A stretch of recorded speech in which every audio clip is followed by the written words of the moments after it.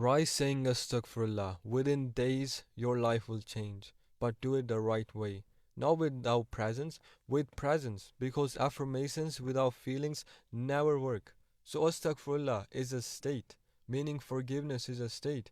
Actually cry. Actually know what you're asking. Actually know what's happening. Focus on your heart. Actually feel that your heart is being forgiven, polished from all that suppressed emotions, trauma that is blocking your blessings. It's not Allah blocking the blessings, it's you, it's your heart, it's your identity, beliefs, feelings, thoughts. What's within is what's outside. That's why Allah says, until you change what's within, I do not change your conditions, your reality. So say astaghfirullah. Within days, your life is going to change. Because mine, it has changed. And now it's just going up and up. There is no full stops. There is up and up and up.